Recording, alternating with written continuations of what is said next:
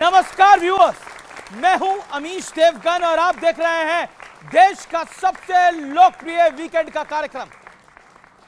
Cricket में किसी team की हार के बाद आपने अंपायर पर सवाल उठाने का मामला जरूर सुना होगा, लेकिन भारत की राजनीति में यह पहली बार हो रहा है कि सियासी मैच यानी चुनाव अभी हुआ नहीं है, लेकिन अंपायर यानी चुनाव आयोग पर विपक्ष ने अभी से हमले शुरू कर दिए हैं। देश की ग्रैंड ओल्ड पार्टी कांग्रेस कह रही है कि इलेक्शन कमीशन का ऑफिस भारतीय जनता पार्टी के हेडक्वार्टर में शिफ्ट करवा देना चाहिए। यानी एक तरफ संविधान बचाने का सियासी एजेंडा या फिर प्रोपेगेंडा, और दूसरी तरफ संवैधानिक संस्थाओं पर खुल्लम खुल्ला वार हो रहा है। कहा जा रहा है कि चुनाव आयोग बिहार में वोट बंदी तक कर रहा है। इतना ही नहीं, बिहार में कांग्रेस आरजेडी की सरकार बनने पर नए वक्फ कानून को कूड़ेदान में फेंकने के दावे हो रहे हैं। यह तुष्टीकरण की पराकाष्ठा है। जिस कानून को देश के सदन ने पास किया हो, महामहिम ने पास किया हो, उसको कूड़ेदान में फेंकने की बात हो रही है। जिस पर पलटवार करते हुए केंद्रीय मंत्री किरेन रिजिजू ने कहा कि विपक्ष अल्पसंख्यकों को गुमराह कर रहा है। इसी बीच समाजवादी पार्टी ने राष्ट्रीय स्वयंसेवक संघ को देश विरोधी आतंकी संगठन बता दिया है। तो आज इन्हीं तमाम मुद्दों पर जनता जनार्दन के बीच होगी वीकेंड की सबसे प्रभावी, सबसे जोरदार डिबेट। जोरदार तालियों से अभिनंदन है आपका आज के इस बेहद खास कार्यक्रम में।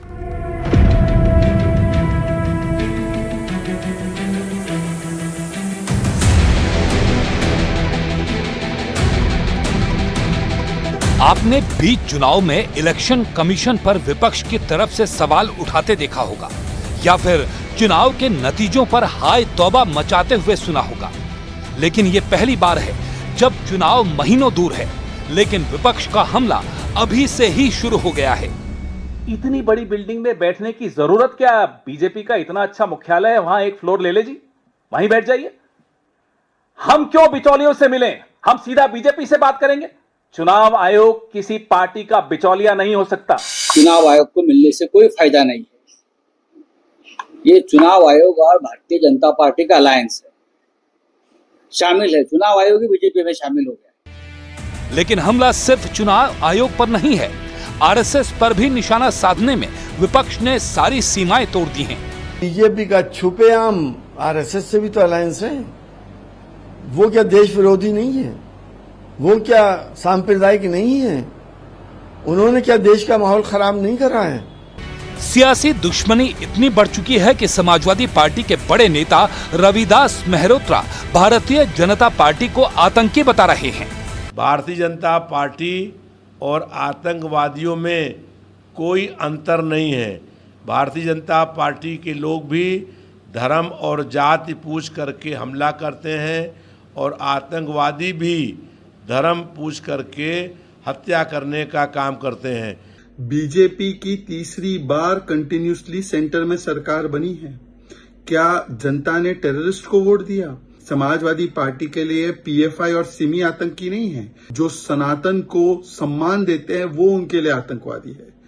इस बीच बिहार में एक बड़ी घटना हुई है। असदुद्दीन ओवैसी की पार्टी एआईएमआईएम ने महागठबंधन में शामिल होने के लिए आरजेडी चीफ लालू प्रसाद यादव को चिट्ठी लिखी है। ओवैसी साहब मूलतः में उनका बेस हैदराबाद में है। अब आपका ना लड़ने का फैसला तेजस्वी जी के नेतृत्व में पूरे महागठबंधन को, मैं समझता हूं कि आप उस संदर्भ में सोचिए। तो बीजेपी कह रही है कि चुनाव में वक्त का मुद्दा उठाकर कांग्रेस आरजेडी तुष्टीकरण की जमीन तैयार कर रहे हैं। उधर चिराग पासवान ने कहा है कि बिहार के मुख्यमंत्री नीतीश कुमार ही होंगे और वो डिप्टी सीएम भी नहीं बनना चाहते। वो अनुभव आज की तारीख में बिहार को आगे लेके जाने का वो मुख्यमंत्री नीतीश कुमार जी के पास ही है। तो ऐसे में गठबंधन में किसी और विकल्प की चर्चा हो मुख्यमंत्री पद के लिए, वो संभव ही नहीं। आप डिप्टी सीएम बनेंगे? जैसा मैंने कहा कि मुझे किसी पद की लालसा नहीं है। लेकिन आज सबसे बड़ा सवाल है कि क्या विपक्ष चुनाव आयोग पर सवाल उठाकर और तुष्टीकरण का दांव चलकर लोकतंत्र की नींव पर प्रहार कर रहा है? आज इसी पर जनता के बीच होगी देश की सबसे बड़ी बहस। तो जोरदार तालियों से अभिनंदन आपका एक बार फिर इस कार्यक्रम के अंदर। लेकिन बहस का एजेंडा आपको बता देते हैं। बहस का एजेंडा नंबर 1 चुनाव आयोग पर सवाल उठाना संविधान पर हमला है। क्या सपा, आम आदमी पार्टी और कांग्रेस संविधान पर हमला कर रही है? और सवाल नंबर 2 वक्फ का मुद्दा उठाकर क्या कांग्रेस और राजद बिहार में तुष्टीकरण का दांव चल रही है? और तीसरा, क्या आरएसएस एक देश विरोधी आतंकी संगठन है जैसा समाजवादी पार्टी ने बयान दिया? तो ये 3 आज के एजेंडे हैं। मेहमान मेरे साथ कौन कौन है आपका परिचय करवा देते हैं। राजकुमार भाटी सपा के वरिष्ठ नेता हैं, प्रवक्ता हैं, जोरदार तालियों से अभिनंदन है। सोमनाथ भारती फॉर्मर मिनिस्टर, आम आदमी पार्टी के वरिष्ठ नेता, उनका अभिनंदन है। एनडीए से मेरे साथ हैं शहजाद पूनावाला, प्रवक्ता भारतीय जनता पार्टी के,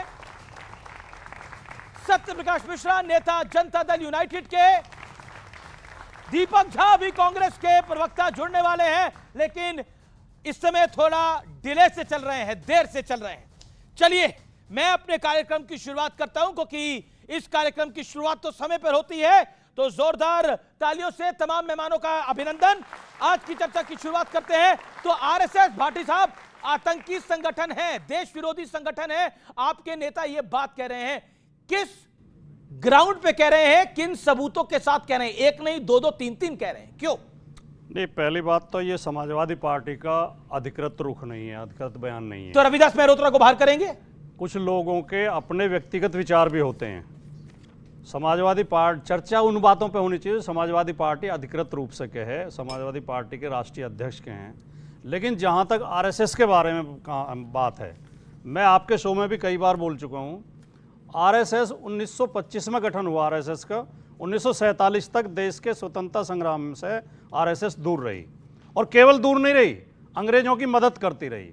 जब सुभाष चंद्र बोस आज़ाद हिंद फौज बना रहे थे, जब महात्मा गांधी भारत छोड़ो आंदोलन चला रहे थे, तब आरएसएस के प्रमुख उस समय के गोलवलकर जी और हिंदू महासभा के सावरकर जी दोनों गाँव में जा जाकर मीटिंगें करके कह रहे थे अंग्रेजों की फौज में शामिल हो जाओ, यानी आज़ाद हिंद फौज से लड़ने के लिए अंग्रेजों की फौज में शामिल हो जाओ। जब देश का संविधान लागू हुआ, 26 नवंबर 1949 को संविधान स्वीकार किया गया, तो उन्होंने, गोलवलकर जी ने ऑर्गेनाइजर अखबार में लेख लिख के कहा स्पष्ट तौर पर कि संविधान हमें स्वीकार नहीं है। जब तिरंगे झंडे को राष्ट्रीय ध्वज बनाया गया, तब आरएसएस ने कहा ये तिरंगा हमें स्वीकार नहीं है, 3 रंग अशुभ होते हैं, हमारा ध्वज भगवा होना चाहिए। और 2002 तक राष्ट्रीय स्वयंसेवक संघ ने नागपुर में अपने मुख्यालय पर राष्ट्रीय ध्वज नहीं फहराया। जब कोर्ट ने आदेश किया, तब 2002 से वो भी 26 जनवरी 15 अगस्त को फहराते हैं, बाकी दिन नहीं फहराते, अपने किसी कार्यक्रम में राष्ट्रीय ध्वज नहीं लगाते। राष्ट्रपिता महात्मा गांधी की हत्या में आरएसएस से जुड़े हुए तो आप कह रहे हैं अधिकृत हमारा स्टैंड नहीं है, लेकिन आपका स्टैंड भी वही है जो बाकी दोनों नहीं, का। मैं तो आरएसएस की जो एसटी हसन का है, जो रविदास आरएसएस का चरित्र बता रहा हूं। ऐसे नहीं पकड़ूंगा, मैं घुमा के आखिरी वाक्य बोल रहा हूं। जी जी। राष्ट्रपिता की हत्या में आरएसएस से जुड़े हुए गोडसे को फांसी की सजा हुई थी, ठीक है, और सावरकर का भी नाम आया था, ठीक है। तो जिस संगठन ने राष्ट्रीय ध्वज का सम्मान न किया हो, राष्ट्रीय आंदोलन का विरोध किया हो, राष्ट्रपिता की हत्या में संदिग्ध हो, जो राष्ट्र के संविधान का विरोध करता हो, तो उस संगठन के बारे में क्या कहेंगे? ओके, आरएसएस आतंकी संगठन है, देश विरोधी संगठन है। शहजाद पूनावाला, जब इनका अधिकृत स्टैंड ये है कि कांवड़ यात्रा में जाने वाले भोले बाबा के भक्त ये पहलगाम के आतंकियों की तरह है, तो इनको आरएसएस में भी आतंकवादी दिखना लाजमी है। और ये अधिकृत स्टैंड मैं आपको पढ़कर बताता हूं कि सिमी मासूमों का झुंड है, पता है किसने कहा है? मुलायम सिंह यादव ने, जब सिमी नाम के आतंकी गुट को सुप्रीम कोर्ट ने प्रतिबंध लगाया था। तो ये आतंकियों को मानते हैं कि ये अमन और शांति के दूत है, और कांवड़ यात्रियों को ये कहते हैं आतंकी है। और दूसरी बात इन्होंने कही कि देखिए हम लोग तिरंगे और संविधान के खिलाफ है। पुरानी बातें छोड़ दीजिए, आज की बात करता हूं। एक प्रदेश था जहां पर भारत का तिरंगा और भारत का संविधान लागू नहीं था, जम्मू कश्मीर। 370 को कब्र में गाड़ने के बाद नरेंद्र मोदी और आरएसएस ने वहां पर तिरंगा लहराया और संविधान लागू किया और वाल्मीकि समाज को अधिकार दिया। इनकी वहां पे इंडिया अलायंस की सरकार इसका विरोध करती है 370 हटने का। आखिरी बात मैं पूछना चाहता हूं, ये कहते हैं कि हमारा कोई इंडिपेंडेंस स्ट्रगल में रोल नहीं था। जगतपति कुमार और देवीपत चौधरी नाम देख लीजिए, 1942 में आरएसएस के कार्यकर्ताओं ने गोलियां खाई, और हेडगेवार जी जो फाउंडर ऑफ आरएसएस है, जब वो सेडिशन के केस से छूटकर बाहर आए जेल से, तो मोतीलाल नेहरू ने उनका स्वागत किया। पर कांग्रेस के founding member Allan Octavian Hume Britisher थे। कांग्रेस ने जब पहली शपथ ली प्रधानमंत्री की, तब ब्रिटिश की सरकार थी, वो ब्रिटिशर्स के साथ नहीं, और हम लोग जो ब्रिटिशर्स के साथ, मुझे नहीं पता कैसे। क्या कांवड़ यात्रा वाले आतंकी हैं? और उनका कंपैरिजन पहलगाम के आतंकियों के साथ किया गया। राष्ट्रीय स्वयंसेवक संघ, जिससे नरेंद्र मोदी आते हैं, जिससे पूर्व राष्ट्रपति रामनाथ कोविंद आते हैं, क्या वो आतंकी संगठन है? इसी विषय का जवाब। हाँ बिल्कुल, इसी बात का जवाब। मैंने अपने पूरे वक्तव्य में आतंकवादी संगठन नहीं कहा, आपके नेताओं ने कहा, समाजवादी पार्टी ने कहा। अब ये मिसकोट कर रहे हैं, आपके नेताओं ने कहा भाई, जो शहजाद भाई कह रहे हैं आप मिसकोट कर रहे हैं। बीजेपी, मैं बोल रहा हूं, नहीं मैं बता रहा हूं क्या मिसकोट कर रहे हैं। बीजेपी के लोगों की विशेषता होती है सरासर झूठ बोलते हैं, झूठी बात करते हैं। कांवड़ लाने वालों को आतंकवादी कहा किसी ने, ये कह रहे हैं, किसी ने नहीं कहा। उन लोगों के लिए कहा जो जाके दुकानदारों के आईडी चेक कर रहे थे, जो पेंट उतरवा के हिंदू मुसलमान चेक कर रहे थे। पेंट उतारने का वीडियो है किसी के पास? कोई सबूत नहीं है। जो काम, अच्छा गोपाल कौन निकला? गोपाल कौन निकला? अब बताइए ना, गोपाल कौन निकला? शर्मा जी ढाबे वाला कौन निकला? और अभी गुप्ता चाट भंडार हरिद्वार में कौन निकला? बताइए कौन निकला? क्या उत्तर प्रदेश सरकार, गुप्ता चाट भंडार वाला गुलफाम निकला? मेरी बात सुनना, क्या उत्तर प्रदेश सरकार के पास पुलिस नहीं है? क्या है। उत्तर प्रदेश सरकार के पास प्रशासन नहीं है? क्या सरकारी एजेंसियां ये काम नहीं कर सकती? ये कोई भी संगठन बना ले, इन्हें किसने अधिकार दिया कि जाके आईडी चेक करें? जवाब। तो उन्होंने ये कहा कि जो काम आतंकवादी पहलगाम में कर रहे थे, हिंदू मुसलमान की पहचान कर रहे थे, वही काम ये लोग कर रहे हैं। कांवड़ियों के लिए किसी ने नहीं कहा, ये गलत पेश कर रहे हैं, कांवड़ियों के लिए कहा। अभी मेरे बड़े भाई भाटी जी, जो मैं उनका बहुत सम्मान करता हूं और मुझे उम्मीद है कि इतनी डिबेट की तो वो भी मेरा सम्मान करें, उन्होंने मुझे एक प्रकार से झूठा बोलने की कोशिश की। ये आजम खान का बयान कि बीजेपी आरएसएस को आतंकवादी बुला देना चाहिए। जो आरएसएस और बीजेपी के लोग चुनाव चुनकर, अभी तीसरी बार बीजेपी की सरकार बनी है और एक प्रचारक प्रधानमंत्री बना है, उसको आतंकवादी बोले। ये आजम खान का बयान, और ये मुलायम सिंह यादव जी का बयान कि सिमी इनोसेंट है। मैंने आपके बीच में नहीं बोला सर, मैंने आपके बीच में, भाटी जी मैंने आपके बीच में नहीं बोला। कभी बयान तो बयान रहता ही है, बयान तो अमर हो जाते हैं जी। एनीवे मैंने बीच में नहीं बोला, पर मैं दूसरी बात, चलिए दूसरा टेस्ट कर देते हैं। इन्होंने कहा कि मैंने कावड़, हम लोगों ने कावड़ टेस्ट नहीं, अब बात बोली। अरे टेस्ट तो, अरे वाह वाह वाह वाह वाह, अगर बोर्ड लगाने को बोलो तो वो तो हाई तौबा मच जाती है, और इनके बयानों का टेस्ट भी ना लिया जाए। पूछे किसने बोला मठाधीश माफिया है? अखिलेश यादव ने बोला कि मठाधीश माफिया होता है। एक बार मौलाना बोला था, मदरसे में से निकलने वाले बहुत सारे आतंकी गुट होते पाकिस्तान के। एक बार बोला है मौलवी मौलाना होते हैं, नहीं बोल सकते। एक बार पादरियों के लिए बोला है, नहीं बोल, मत बोलिए। और आखिरी बात मैं बोलना चाहता हूं, अभी उन्होंने संविधान की बात की, तो संविधान पे भी आना चाहिए। वाह, 50 साल पहले जिस पटना के गांधी मैदान पे संविधान बचाने के लिए मुलायम सिंह, लालू जी सब लोग एक आए थे, आज वहां पर इमारतें शरिया के कार्यक्रम में शरिया लागू करने के लिए और संविधान द्वारा पारित कानून को कूड़े के दान में डालने के लिए ये कह रहे हैं समाजवादी। ओके, मतलब संविधान द्वारा पारित वक्फ के कानून को कूड़े दान में डालने को तेजस्वी यादव तैयार हैं और समाजवादी पार्टी का समर्थन है। नाम लिखने को सुप्रीम कोर्ट ने अवैध बताया।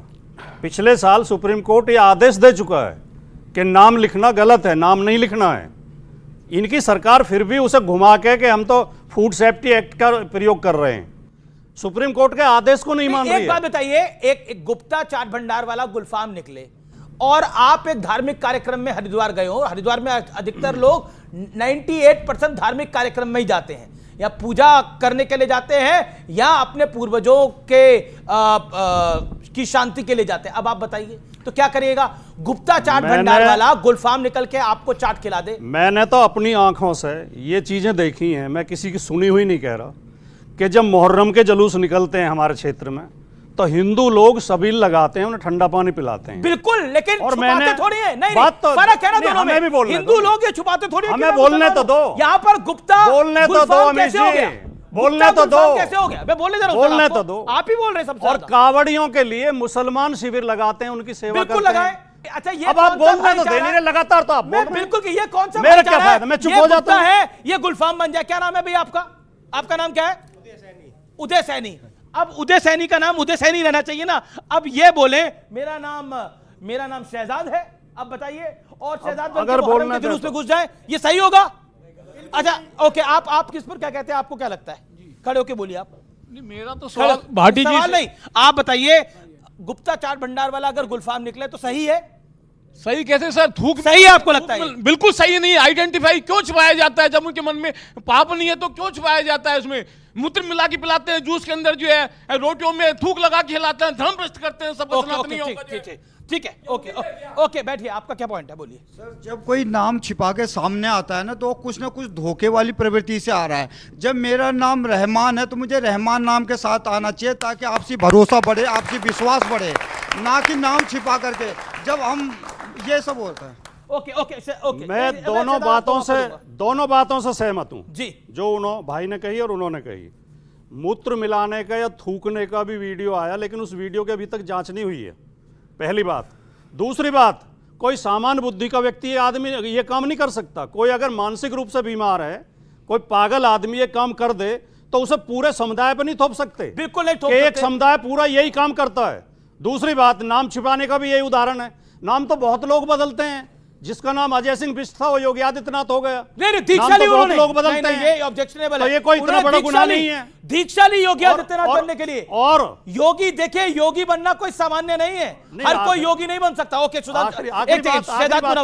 आखिरी बात कह दूं। ठीक है, देखिए, आप लंबा बोल रहे हैं, ठीक है। जो लोग कांवड़ की यात्रा चलती है 15 दिन, जो लोग 11 महीने उसी जगह पे रोजगार करते हैं, उन्हें जी। फिर बंद कर दिया जाए तो उन्हें दुख तो होगा ही। ठीक है, जवाब तो दे ये देते हैं, मजबूर जवाब दे क्यों देते किया हैं। जाता है कि वो नाम कोई पहचान बंद नहीं छिपाए कर रहा, आइडेंटिटी रिवील करने की बात है। देखिए, आइडेंटिटी खुलेआम बताइए, जो आप हैं वो बताइए। पहले सबसे तो ओके, योगी आदित्यनाथ और अजय बिष्ट। अमीश जी, मुझे बड़ा दुख हुआ, वैसे मैं भारतीय मुसलमान हूं, पर एक साधु, एक संत, एक मठाधीश, एक गोरक्षनाथ पीठ के पीठाधीश्वर अपने सारे समाज को, अपने सारी चीज़ों को त्याग कर परिवार को वो योगी बनते हैं, तो उनकी तुलना एक नाम बदलकर गुप्ता से गुलफाम जो है और जो ढोंग कर रहा है, जो ढोंग रच रहा है, उसके साथ तुलना करते हैं। मतलब मठाधीशों के लिए, हमारे महामंडलेश्वरों के लिए, हमारे जो पुजारी संत हैं उनके लिए कितनी दुर्भावना है। दूसरी बात मेरी बात पूरी हो जाने दीजिए। इनको पता है नाम क्यों बदलना और छिपाना अच्छा लगता है। एक और व्यक्ति आया था नाम और पहचान बदल के, आप भूल गए अमीश जी।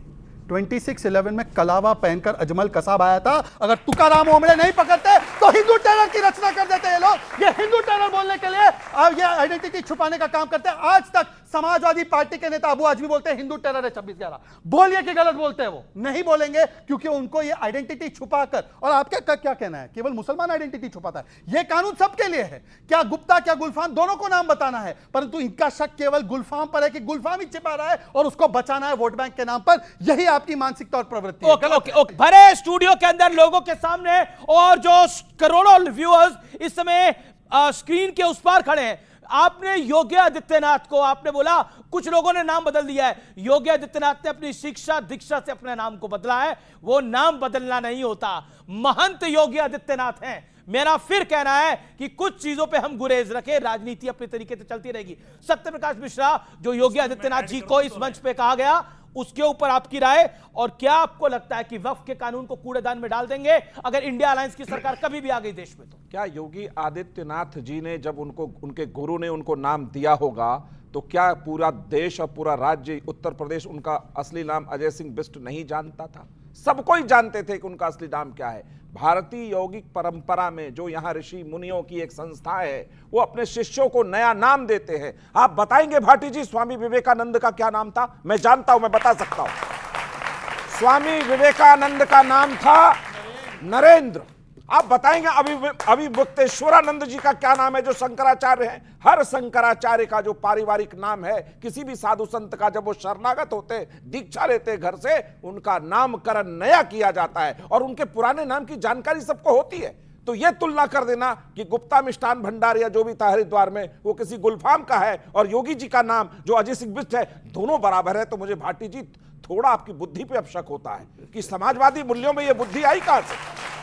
मैं आपका समाजवादी होने के कारण बहुत सम्मान करता हूं, दिल से सम्मान है। आपको इससे बचना चाहिए था। राजनीति में विरोध इतना ना हो जाए कि व्यक्तिगत वैमनस्यता पर उतर आए, इस तरह की घटिया राजनीति पर उतर आए। नाम बदलिए, खूबसूरत नाम रखिए, कोई दिक्कत नहीं है, लेकिन वो बताइए तो सही कि आपका असली नाम भी क्या है। अगर गुलफाम को गुप्ता पसंद है तो स्वागत है उनको। कोई दिक्कत नहीं है, बदलिए खूब नाम, लेकिन चालाकी करिए। हरिद्वार रूट में ये चालाकी देखिए सोमनाथ भारती, ओके, एक बात एक 10 सेकंड कुछ कहना चाह रहे हैं, 10 सेकंड। अच्छी तरह जानता हूं कि हिंदू परंपरा में जब कोई व्यक्ति संन्यास ग्रहण करता है तो वो फिर नाम भी आप बोल रहे परिवर्तित हैं। करता है। देखिए सुनिए, लेकिन इसके साथ साथ वो अपनी जाति, अपना परिवार सब छोड़ देता है, सब कुछ छोड़ रखा और है वो योगी आदित्यनाथ सांसारिक मैं मोहमाया भी बताता छोड़ हूं। देता है। कृपया मैं सुने, बताता हूं। योगी जी ने नहीं छोड़ा है। नहीं। योगी जी अभी भी, इसका जवाब मैं दूंगा। अरे सुनता लो बीच में, आप बीच में बोलने लगे। योगी जी अपने भतीजे के नामकरण में अपने घर गए और वहां डांस किया, और योगी जी ने एक पत्रकार को, सुनो, मैं घोर सुनता लो यार। नहीं अरे मैं दिखा दूंगा आपको। आप दिखाइए। अच्छा सुन लो, पहले दिखा दीजिए कि योगी जी बात पूरी होने नहीं सहन कर सकता। मतलब और जब आप एक कह रहे पत्रकार ने हैं, पूछा, वो पार्टी कह रही चाहता है हूं, आपको ये जिसके गलत है। परिवार में आगे परिवार, पीछे परिवार, दाएं परिवार, बाएं परिवार, वो कह रही है योगी आदित्यनाथ एक बारी अपने भतीजे के नामकरण में जाएंगे।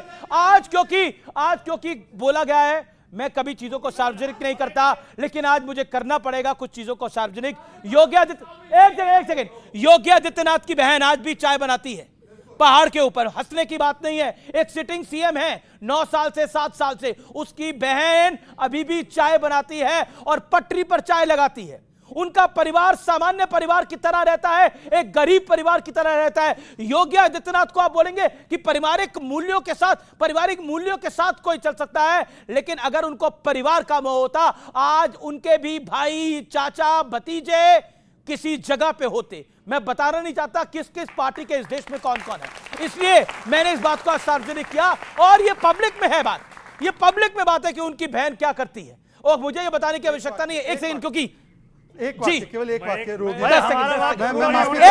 सेकंड, आप सबको रुकना पड़ जाएगा। हमारा वाक्य पूरा नहीं होने देते। दूसरे जब पत्रकारों ने ये पूछा उनसे, योगी जी से, कि आप अपनी जाति पर गर्व करते हैं, तो उन्होंने कहा मेरी जाति में भगवान पैदा हुए हैं। तो वो जाति को भी पकड़े हुए हैं, वो धर्म को भी पकड़े हुए हैं। और जो ये इतना दावा कर रहे थे, लेकिन देखिए कांग्रेस चर्चा में, कांग्रेस थोड़ा डिले से चल रही है, लेकिन आ गए हैं दीपक झा। आइए, स्वागत है आपका। देरी से आए हैं, देर हो गई इनको आते आते, इनका स्वागत है। ये देर से आए हैं, ठीक है। सोमनाथ भारती, अब आपका टर्न है, बोलिए। कांग्रेस तो धीरे से चल रही है, डिले से चल रही है, पीछे चल रही है। कांग्रेस वाले पे आ जाएंगे, लेकिन जो आपने अरे ये अभी तो आए हैं, इन पे मत आइए। मालूम है इनका डिले ही आना है अभी। अच्छा। अब क्या है कि जो माननीय योगी जी के बारे में बात कही मेरे साथी भाटी जी ने, देखिए क्या है कि इसी धरती से एक और शख्स आते हैं, उनका नाम भगवान बुद्ध। सबको पता है कि भगवान बुद्ध ने राजपाट छोड़ करके सन्यास लिया। योगी जी उल्टा गए, ये सन्यास छोड़ करके राजपाट ले लिया। ठीक है। दूसरी बड़ी बात, चूंकि योगी जी योग परंपरा से आते हैं, तो उम्मीद ये थी कि वो काम नहीं करेंगे जो योगी को शोभा नहीं देता। 2024 में इस उत्तर प्रदेश में जो बहुत पवित्र धरती है, यहां कबीर हुए, यहां बुद्ध हुए, यहां गोरख हुए, भगवान श्री राम हुए, भगवान श्री कृष्ण हुए, इतनी पवित्र धरती है, वहां पे इन्होंने क्या किया, 27,308 मंदिरालय खोल दिया। और 2025 में 27,000 क्या अद्भुत, सत्यप्रकाश जी बोल रहा, पहली बार बोल रहे हैं, उनको डेट। और 2025 में 27,000 स्कूल बंद कर दिए, 27,000 स्कूल बंद, और 27,308 मंदिरालय खोल दिया। तो विद्यालय चाहिए कि मंत्रालय चाहिए, नंबर 1। नंबर 2, हिंदू समाज में जिससे मैं आता हूं, वहां हम कहते हैं वसुधैव कुटुंबकम, पूरा विश्व जिसका परिवार हो। उस विश्व में मुसलमान भी है, हिंदू भी है, सिख भी, ईसाई भी है, सारे ही हैं। उसी प्रकार से कुरान शरीफ में जब रब को याद किया तो कहा रबुल आलमीन, रब जो पूरे आलम का है। रबुल मुसलमीन नहीं कहा कि रब जो सिर्फ मुसलमानों का है। मैं ये जानना चाहता हूं, जो हमारे ग्रंथों ने, मुनियों ने, पैगंबरों ने हमें नहीं बांटा, तो ये नेता हमें कौन होते हैं बांटने वाले? सही आप कह रहे हैं, नेता कौन होते हैं बांटने वाले? क्यों बांटती है भाई भारतीय जनता पार्टी? नफरत का एजेंडा चला रही है, बांटती है और अपनी राजनीतिक दुकान चलाती है। जवाब शेहजादपुरा वाला। पर सोमनाथ जी से कितना आग्रह है कि मैंने जैसे सुना मेरी बात, हाँ वो सुनते हैं भाई, वो नहीं बहुत सुंदर बात कही उन्होंने, कुरान, गीता सब के बारे में बताया। तो मैं बोलता हूं कि कई मंदिरों में इफ्तार के लिए तो व्यवस्था की जाती है, एक बार एक मस्जिद चुन लीजिए जिसमें आप हनुमान चालीसा करा दो। एक मस्जिद आपकी चुनो ना, देखिए सर, मैंने पहले ही बोला था मैंने पहले ही बोला था अमीश जी, मैंने आपसे पहले ही संरक्षण मांगा था। मैं ठहरा एक पसमानदा, मुझे तो अशरफों की मस्जिदों में घुसने भी नहीं देते। मुझे बोलने दीजिए ना, मैं बोलने दीजिए ना, गरीब लोग हैं आप। हाँ मैं बोलने दीजिए ना, हम जो भी है हम समझ लेंगे, मुझे बोलने दीजिए। दीपक जी प्लीज। आप तो वैसे ही डिले से चल रहे हैं। दीपक जी पहले ही आपका तो पहले ही गाड़ी लेट चल रही है। हाँ देखे ऐसा है, पहले ही दीपक बुझ गया है। अब कहाँ दीपक को झलाते फिर हम लोग। हाँ कोई जनता भी झलाने के तक उसमें नहीं। अब दूसरी बात इन्होंने कही कि ये जो आ गए संन्यास छोड़कर राजपाट में, ये 2 BHK में रहेंगे और फिर शीश महल में जाने वाले कह रहे हैं। जो पाठशाला की बात कह रहे थे वो मधुशाला बनाने वाले कह रहे हैं। और जिन लोगों ने कहा था नशा मुक्त कर देंगे पंजाब को, नशा युक्त कहने वाले कह रहे हैं। ये इनका हिपोक्रेसी है भाई। आम आदमी पार्टी ने 1 पर 1 फ्री बेचा। प्लीज, मैंने आपके पीछे नहीं बोला। अमीश जी हर जी वो कह रहे हैं कि मैं जवाब देना चाहता हूँ। हाँ बोलिए। अमीश जी ऐसे नहीं। अमीश जी आप बोलिए ना, आप बोलिए, आप अपने टर्न पे बोलिए 10 सेकंड। आखिरी बात देखिए, वैसे तो मैं भाटी जी से उम्र में भी और समझ में बहुत कम हूं मैं। भाटी जी ने बोला कि योगी जी डांस कर रहे थे किसी प्रोग्राम में। डांस करना वैसे हमारी मान्यताओं के खिलाफ नहीं है। हमारे तो शिव जी भी तांडव करते हैं, शिव जी भी नृत्य का उनकी वो प्रतिमा भी है नटराज की। परंतु मैं सिर्फ इतना पूछना चाहता हूं कि योगी आदित्यनाथ जी के ऊपर जो आप आरोप लगाते हैं ना, योगी आदित्यनाथ जी का भाई, भतीजा, पोता, पोती, दादा, दादी, ये सब लोग राजनीति में नहीं है। आपका एक समाजवादी पार्टी का एक परिवार, यादव परिवार, उसके 25 सदस्य चुनाव लड़ते हैं। राजकुमार भाटी तक को टिकट कितनी बार मिलता है देख लेना। परंतु मैं पूछना चाहता हूं कि योगी आदित्यनाथ की बहन का वीडियो उठाकर देख लीजिए कि किस स्थिति में वो रहती है। एक छोटी सी दुकान में चाय की व्यवस्था करती है और जो नाम है वही बताती है। दीपक, बहुत आपको देख के एक बात याद आ रही है, बहुत देर कर दी मेहरबान आते आते। लेकिन आए हैं, देर आए हैं, लेकिन हो सकता है दुरुस्त आए, हो सकता है दुरुस्त ना आए, मुझे नहीं पता। लेकिन आम आदमी पार्टी कह रही है हम बिहार में चुनाव लड़ रहे हैं। पवन खेड़ा साहब कह रहे हैं कि अमेरिका में भी जाके चुनाव लड़ रहे हैं अरविंद केजरीवाल। आप बताइए। बात यह है कि कहां तो तय था चरागा हर एक घर के लिए, कहां चराग मैसर नहीं शहर के लिए। जो आपने कही बात उसका जवाब दे रहा हूं। एक स्मार्ट सिटी बनाया है मोदी जी ने गुड़गांव, वहां से मैं निकला 1:30 बजे। दूसरे स्मार्ट सिटी आना था नोएडा और लग गए 2.5 घंटे। इस देश की जनता को इनको चुप करा दीजिए। आप अपनी बड़ी गाड़ी से आ रहे होंगे ना? अरे गाड़ी बड़ी हो छोटी हो, मेट्रो, आप अपनी बड़ी वाहन से आ रहे होंगे। तो मेट्रो पे आते तो कौन जाते? एक बात बताइए, बड़ी गाड़ी से आने के लिए तो बड़ा स्मार्ट शहर बनाया था, 100 स्मार्ट शहर बनाए थे इन्होंने। तो क्या हुआ, हवाई हो गई। इनकी ढोल में पोल है ना जो, तो पूरी देश की जनता ने आज देख लिया। मैं बताना चाह रहा था, मैं चाहता हूँ कि आप चलिए। एक सेकंड, आप खुद तो गुड़गांव से नोएडा पहुंच नहीं पा रहे हैं। आप खुद तो गुड़गांव से नोएडा पहुंच नहीं चाहते और राहुल गांधी को प्रधानमंत्री के पद तक पहुंचाना चाहते हैं और इनको अमेरिका पहुंचाना चाहते हैं और इन्हें अमेरिका पहुंचाना चाह रहे हैं। आप बोले अमेरिका पहुंच जाए, ये अमेरिका पहुंच जाए। आपकी सबसे बड़ी समस्या है कि आप बोलते बहुत है, सुनते किसी को नहीं है। समस्या है बिल्कुल। अच्छा। बात यह है कि बिहार की बात भाजपा करती है। मैं सुनता हूं लेकिन सुनाता भी उतने उससे ज्यादा। सुनाइए, लेकिन जिनको सुनाना है उनको आप नहीं सुना सकते। हम लोग पूरे पिछले 10 सालों से कह रहे हैं जो मीडिया आप सुनते सुनते हताश हो चुके हैं, अब सुनने के काबिल नहीं है। सुनिए अमीश भाई, आप भी थोड़ा सुनिए। दीपक भाई बोलिए। इन्हें अमेरिका क्यों भेज रहे हैं? आप तो नोएडा तक नहीं पहुंच पा रहे, इन्हें अमेरिका भेज रहे हैं। तो मोदी जी का शहर है, स्मार्ट शहर बनाए, नोएडा भी नहीं आ पा रहे। सोमनाथ भारती को क्यों अमेरिका भेज रहे हैं? सोमनाथ भारती जी तो देखिए 2 बोतल का नशा है, 2 बोतल का नशा कहीं भी पहुंच सकते हैं। आम आदमी पार्टी है, आम जनता को 2 बोतल में उतारना चाहती थी। सुनिए 30 सेकंड। दिल्ली की जनता को सुनिए, इनको चुप रहिए अमीश भाई। दिल्ली की जनता को 2 बोतल खेलने वाली पार्टी कांग्रेस पार्टी से आता है। चुप करिए अमीश भाई, अभी जेल का हवा खा रहा है। जब दिल्ली लेकर के आए तो ये 2 बोतल नशे के साथ बोल रहे हैं। मैंने कहा कि दिल्ली की जनता को 2 बोतल में उतारना चाहते थे, लेकिन दिल्ली की जनता ने इनको पहुंचा दिया कि जाके आप यमुना साफ करें। मैं जवाब दूंगा इसका। इन्हें 30 सेकंड का अधिकार है भाई। बेचे नहीं, हारे हुए हैं। अब हारे हुए व्यक्ति गुस्सा हारे हुए हैं, बौखलाए हुए हैं। ये बिहार लड़ेंगे, इनका चेहरा देखिए, इनका रुतबा देखिए, कुछ नहीं, 2 बोतल नशे में है। आज आम आदमी पार्टी की कोई हैसियत नहीं है, मोदी जी के सामने खड़े नहीं होते, मोदी जी को जेल में डालने चले थे। अरविंद केजरीवाल तो कहते हैं राहुल गांधी मोदी जी से डरते हैं। अरे अरविंद केजरीवाल कौन है, मैं तो जानता भी नहीं हूँ। अरे जानते नहीं है कौन है? अभी ज्यादा हो रहा है, टू मच हो रहा है। अरविंद केजरीवाल को जानते नहीं है, पहचानते नहीं है। सोमनाथ भारती आपकी देखिए, बारी है। एकदम शांति शांति। बड़ी ओके। शालीनता से मैं कहना चाहता हूं कि जिस पार्टी ने पिछले इतने चुनावों में 3 चुनाव दिल्ली में हो गए, इस शून्य से ऊपर नहीं आ रहे हैं। जी जी, उस पार्टी शांति को देखिए आप, अब ये पहली बार हमने देखा कि शून्य लाकर के भी कांग्रेस वहां पे नाच रही थी, दिल्ली में जश्न मना रही थी। शून्य आ गया, शून्य आ गया। क्यों? क्योंकि वहां पे कह रहे कि भैया भाजपा का हमने साथ दिया, भाजपा की हमने सरकार बनाई। कांग्रेस की औकात ये हो गई है। दूसरी बात, वो कह रहे अरविंद केजरीवाल को पहचानते नहीं है, अमेरिका भेजना चाहते हैं। दिल्ली की जनता नहीं पहचानती केजरीवाल को। एक बार मरहूम शीला दीक्षित जी ने भी ये बात कही आप क्या कह रहे हैं, दिल्ली की जनता ने?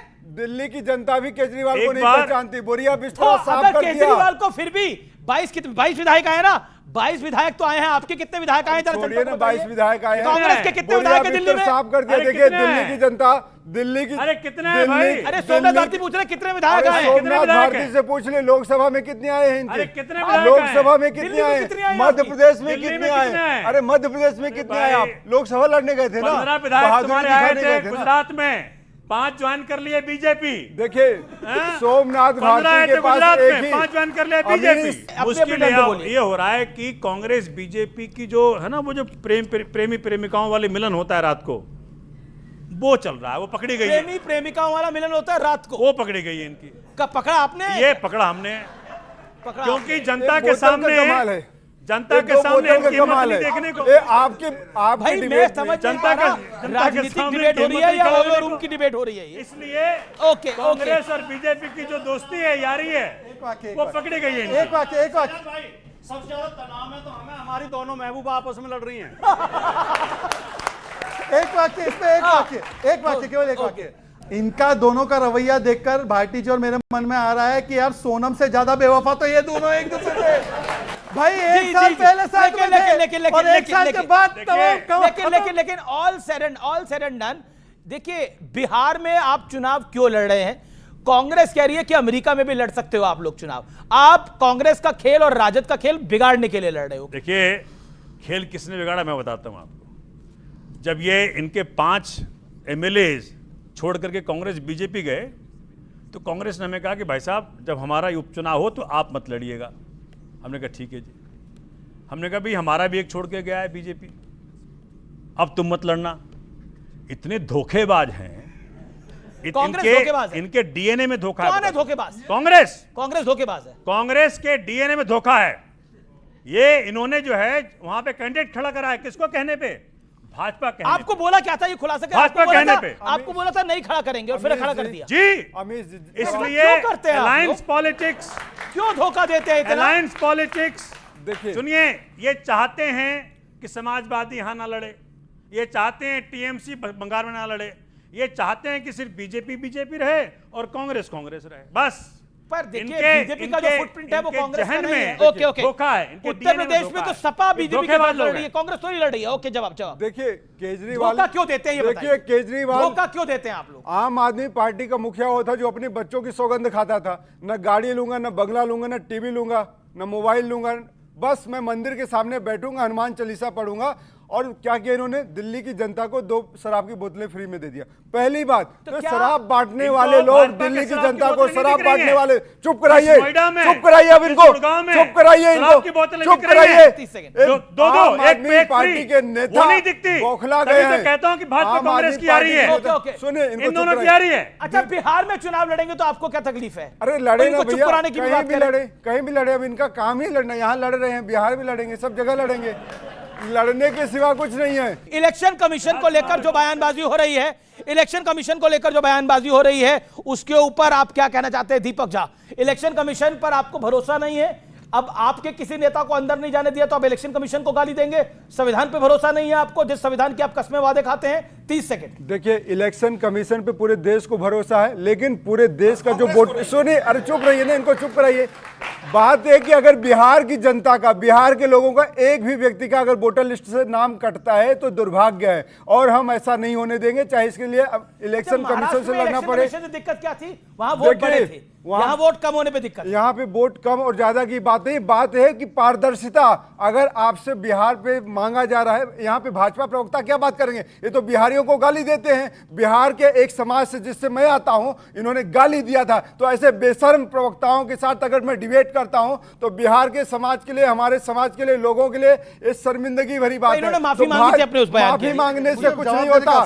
देखिए, ईसीआई बहाना है, अपने आप को हार से बचाना है, इसीलिए निशाना है। मैं पूछना चाहता हूं कि तेलंगाना में ईसीआई बिल्कुल ठीक था ना, कर्नाटका में ठीक था, हिमाचल में ठीक था, जम्मू कश्मीर में ठीक था, और केवल महाराष्ट्र और हरियाणा में गड़बड़ हो गया। और मैं इनसे पूछा था तो हमारी छोड़ दीजिए, सुप्रीम कोर्ट की छोड़ दीजिए, ईवीएम पर सुप्रीम कोर्ट के 40 फैसले आ गए, उसको छोड़ दीजिए। ओमर अब्दुल्ला और इमरान मसूद बोल रहे हैं कि ईसीआई बहुत अच्छा काम करता है, फिर भी इनको ईसीआई पर भरोसा नहीं, इनको केवल परिवार तंत्र पर भरोसा है। ये ईसी का नहीं, सीसी का मामला। सीसी पता क्या है? Conditional commitment. जुडिशरी से मेरा फैसला है, जुडिशरी ठीक, वरना जुडिशरी खराब। ईसी से मेरा फैसला आ जाए, ईसी ठीक है। और आखिरी बात, last 10 seconds, Bihar toilet cleaning करता है और हिंदी भाषी बोलने वाले शूद्र है, ये डीएमके का ऑफिशियल स्टेटमेंट है। आज तक कोई कार्रवाई नहीं की और ये यहां पर मुंह उठाकर बोल रहे हैं मैंने बिहार का सम्मान किया, आपने बिहार के लोगों को गाली दी। क्या स्टेटमेंट है? इलेक्शन कमीशन पर आप सवाल उठा रहे हैं, आप और राजकुमार भाटी की पार्टी, कांग्रेस पार्टी। मैं आपसे सवाल पूछता हूं सोमनाथ भारती, जब आपकी 67 सीट्स आई, जब आपकी 62-63 सीटें आई, जब पंजाब में आपकी 90 से ज्यादा सीटें आई, तो इलेक्शन कमीशन सही था। और जब आप दिल्ली के अंदर चुनाव हार गए तो इलेक्शन कमीशन खराब हो गया। गुजरात के अंदर इलेक्शन कमीशन सही था, जहां पर चुनाव जीत कर आए हैं अभी आप विधानसभा के अंदर। पंजाब में इलेक्शन कमीशन गलत है, जहां पर आप चुनाव जीत कर आए हैं। जवाब दीजिए। मतलब हम जीतेंगे तो इलेक्शन कमीशन सही, हम हारेंगे तो इलेक्शन कमीशन गलत। ये उसी बच्चे का हाल है जो बच्चा पहले फर्स्ट जो फेल हो जाए वो कहता है टीचर खराब है। बता रहे हैं। बोलिए। अमित जी, अभी पहले मेरे सत्यप्रकाश जी ने कहा कि जी अरविंद केजरीवाल जी ने बिहार के लोगों को चला दिया और ये कर दिया कोरोना में। सबसे बेहतरीन अगर किसी ने मैनेजमेंट कोरोना के दौरान दिया था, उसका नाम है अरविंद केजरीवाल और आम आदमी पार्टी दिल्ली के अंदर। हर प्रकार से हमने उत्तर प्रदेश में भी देखा, हमने हरियाणा में भी देखा, हर जगह मेरे प्रश्न का जवाब। इसलिए कृपया करके झूठ ना बोला करें ऐसे इंपॉर्टेंट चैनल के ऊपर। दूसरी बड़ी बात बता दूंगा फिर। दूसरी बड़ी बात जो आपने बात कही, देखिए मेरे पास तो प्रमाण है। दिल्ली के चुनाव में जब लोकसभा का चुनाव हुआ, नई दिल्ली विधानसभा सोमनाथ भारती जो कैंडिडेट जीता था, तब वोटर्स कितने थे? 1,50,000। 9 महीने बाद विधानसभा का चुनाव हुआ, वोटर्स कितने हो गए? 1,50,000 वोटर्स काट दिए गए। ना तो भाजपा बोली ना कांग्रेस बोली, क्योंकि इनका कारनामा था वो। अगर 50,000 वोट आप 9 महीने में काट देते हैं तो हम क्या बोलेंगे? इलेक्शन कमीशन अच्छा काम कर रहा है। मेरे अपनी विधानसभा में, जहां जिस विधानसभा को मैं जीता था पिछली बार 18,200 वोट से, 25,000 वोट काट दिए गए। अच्छा एक बात बताइए सोमनाथ, आप लॉजिकल बात करते हैं। नहीं, I am allowing you to speak, लेकिन मेरा काउंटर पॉइंट है। एक बात बताइए, मोदी जी की पिछली बार आई थी 303 सीटें, इस बार आई 240 सीटें। तो मोदी जी को तो इलेक्शन कमीशन को बोलना चाहिए, कैसे कर दिया? मेरे ऑर्डर को तुमने नहीं माना। यहां पे जनता बैठी है, सुनिए, कमाल की बात है। सुनिए, मैं तो ये बात करना चाह रहा था आपको। मेरे पास मैनिफेस्टो है बीजेपी का और जेडीयू का भी जी। 20 साल से वहां सत्ता में है। ये इतने बच्चे जो है ना बैठे हुए, सबको नौकरी चाहिए। मेरी बहनें बेटियां बैठी है ना, उनको सिक्योरिटी चाहिए, उनको महंगाई से मुक्ति चाहिए, समस्याओं का समाधान चाहिए। इलेक्शन कमीशन पे मैंने आ रहा हूं। इलेक्शन कमीशन की ड्यूटी है, देखिए प्रजातंत्र का आत्मा है फ्री एंड फेयर इलेक्शन, और फ्री एंड फेयर इलेक्शन की आत्मा क्या है? अच्छा, बिना फ्री फेयर इलेक्शन के आपकी, अरे बात सुन लीजिए भाई। बिल्कुल सर, आपको मौका दे रहा हूं, सुन लीजिए। बिना फ्री और फेयर इलेक्शन के आपकी 90 सीटें पंजाब में आ गई। मैं क्या कह रहा हूं, वोटर्स लिस्ट के साथ जो खिलवाड़ कर रही है इलेक्शन कमीशन भाजपा के कहने पे, अच्छा, वो सारी बीमारी का जड़ है। एक महीने में जिस राज्य के अंदर सिर्फ 2.8% लोगों के पास वहां का बर्थ का सर्टिफिकेट हो, 10% के आसपास लोगों के पास मैट्रिकुलेशन सर्टिफिकेट हो, कोई 4% लोगों के पास कास्ट सर्टिफिकेट हो, आज आप क्या कह रहे हैं? मन हुआ 1-2 कुछ कर लो। आज क्या कह रहे हैं आप? आज क्या कह रहे हैं कि जी एक महीने में हर घर चले जाएंगे और सबसे प्रमाण पत्र ले लेंगे और वोटर्स लिस्ट को प्यूरिफाई कर देंगे। ये जो दिखा रहे हैं, ये चुनाव हारने का डर है।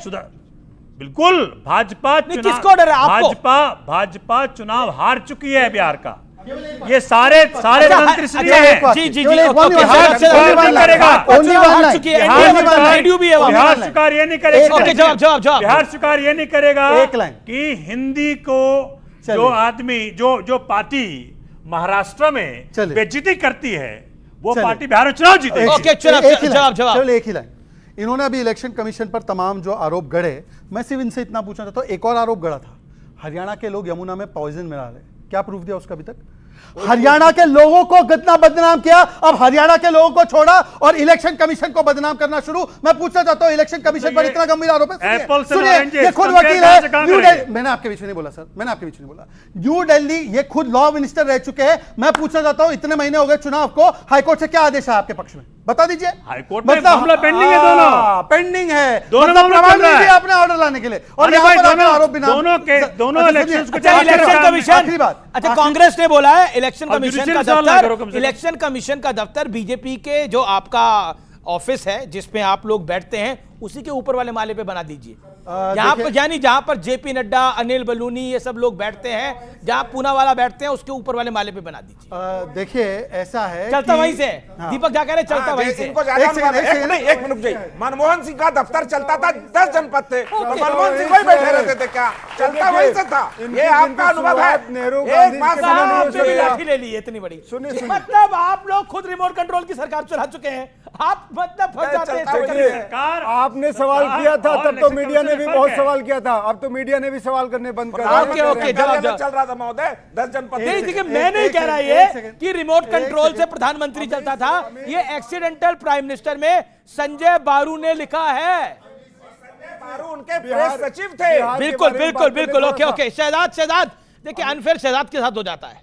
ऐसा है अमीश जी, अमीश जी ऐसा है, ज्यादा दूर जाने की बात नहीं है। अभी 3 दिन पहले खड़गे जी ने बोला कर्नाटका के विषय में कि निर्णय मैं नहीं हाईकमांड करेगा, तो जो खुद पद पे होने के बाद पावर के बिना है वो दूसरे लोगों को वह बोलते हैं ना कि झांकी रही भावना जैसी प्रभु मुहूर्त दिखे दिन तैसी, जो पॉकेट में संविधान लेकर घूमते हैं और इंदिरा को इंडिया बुलाते हैं, उनको लगता है हर संविधान तंत्र का जो है पूरा परिवार तंत्र की तरह चलता है। पहले इलेक्शन कमीशन में एक व्यक्ति अपॉइंट होता था 93 तक, मल्टी मेंबर नहीं था, कौन करता था? पीएमओ करता था, और उसके बाद 93 से लेकर 2023 तक कोई कानून नहीं था। मोदी जी के आने के बाद कानून था, और इतना ही इलेक्शन कमीशन पे आ रहा है तो स्टेट इलेक्शन कमिश्नर में क्या कोई चीफ जस्टिस या कोई लीडर ऑफ ऑपोजिशन? कांग्रेस ने तो गलती करी, तो ये पूरा वाला कांग्रेस ने तो गलती करी कि आप भी वही गलती करेंगे, ये बार बार सवाल आता है।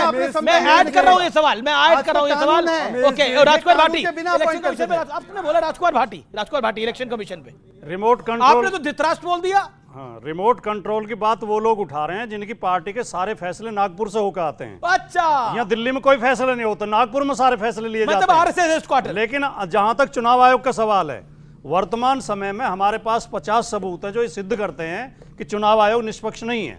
चुनाव आयोग बीजेपी के दबाव में काम करता है, और बिहार में बीजेपी को जिताने के लिए चुनाव आयोग भारी संख्या में पहले जीता हुआ वोट काट सकता है अभी तक। ओके, वोट काट सकता है।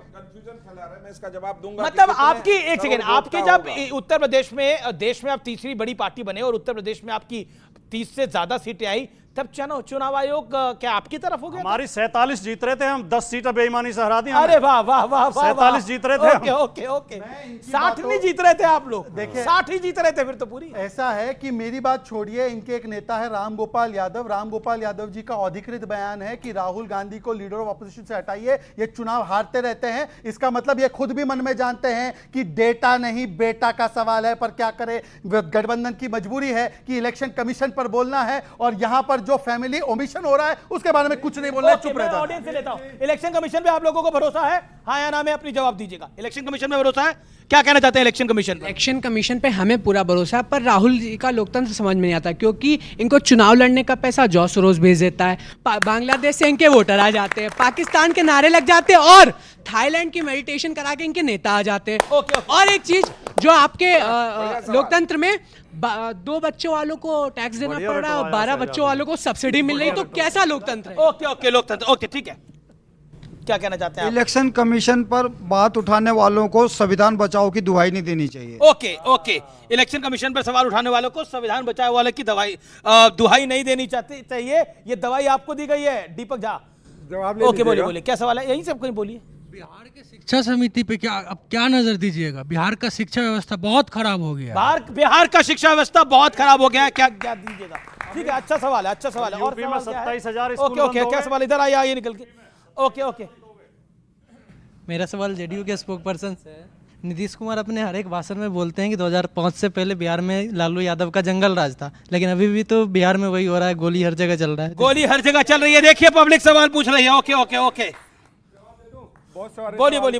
सर, बिहार में कहने को तो दारू बंद है, लेकिन अभी भी वहाँ चल रहा है। आप 200 का नोट लेके जाइए, दारू ऐसे मिलेगा। क्या लेके जाइए? 200 का नोट लेके जाइए, दारू लेके गए थे क्या तुम? नहीं सर, हमने जी, चलिए।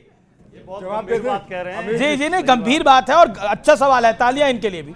ओके, बोलिए। ओके, दीपक झा, अब आप बताइए, आप जब इलेक्शन कमीशन पे सवाल खड़ा कर रहे हैं तो आप संविधान पे सवाल खड़ा कर रहे हैं, पब्लिक कह रही है, वही पब्लिक जो बिहार पे जेडीयू और बीजेपी को आईना दिखा रही है। देखिए, पब्लिक के सवाल, पब्लिक को गाली मत दीजिए। बिल्कुल, पब्लिक को नमन करते हुए, इनका सम्मान करते हुए बोलूंगा। देखिए, इन्होंने सुनिए, नमन हमेशा रहेगा, जनता जनार्दन होती है। बात यह है, इन्होंने ऑपरेशन सिंदूर की भी बात करी थी। हमारे लिए है जननी जन्मभूमि। सुनिए, एक मिनट, अमित जी चुप। जननी जन्मभूमि स्वर्गादपि गरीयसी। जननी और जन्मभूमि हमारे लिए संसार से, स्वर्ग से बढ़ के है। ये बात आपको भी पता है, हमको भी पता है। सुनिए, अब दूसरी बात सुनिए, ये हमारे शास्त्रों की बात है, ये लोगों को समझ में नहीं आएगी, इन लोगों को नहीं समझ में आएगी। देखिए, ये डिबेट को डिरेल कर रही है कांग्रेस, या दीपक झा डिबेट को डिरेल कर रहे हैं। जो मैंने प्रश्न पूछा था, मैंने बोला क्या आप इलेक्शन, जो पीछे जो ऑडियंस ने सवाल पूछा कि आप संविधान की बात करते हैं और इलेक्शन कमीशन को गाली निकालते हैं, इस पर आपका कोई जवाब नहीं आया। यानी आपने इनको लाजवाब कर दिया, इनके पास कोई जवाब नहीं था। तो ताली इस बात के लिए। अब बारी आपकी, आप दोनों की बारी है भाई। नहीं, 20 साल से आपकी सरकार है, 20 साल से आपकी सरकार है, शिक्षा का क्या हाल है? और कह रहे लालू के टाइम पे भी जंगल राज था, तो आज कौन सा कम है? जवाब दीजिए। देखिए, जवाब आपको एक छोटा सा आंकड़ा, बैकग्राउंड नहीं, बोलिए। एक छोटा सा डेटा दे दूं कि पिछले 1 सालों में देह व्यापार में और पॉक्सो एक्ट से बचाने के लिए कम से कम 700 लड़कियों को बिहार पुलिस ने बचाया है। मतलब अपराध होने नहीं दिया उनके साथ। तो ये अब हमारी मुस्तैद पुलिस व्यवस्था है। चलिए, बहुत बहुत शुक्रिया। एक हल्दी डिस्कशन लोकतंत्र का बड़ा हिस्सा है और मैं अपने तमाम मेहमानों का शुक्रगुजार हूं कि उन्होंने बहुत अच्छे से हर सवाल का जवाब दिया है। जोरदार तालियां आज के मेहमानों के लिए और जोरदार तालियां आज की पब्लिक के लिए, जनता जनार्दन के लिए। चलिए, तो आज के इस विशेष कार्यक्रम को, इस मेगा ब्लॉकबस्टर एडिशन को यही समाप्त करते हैं। आप देखते रहिए News 18। आपको मेरा नमस्कार, शुभ रात्रि।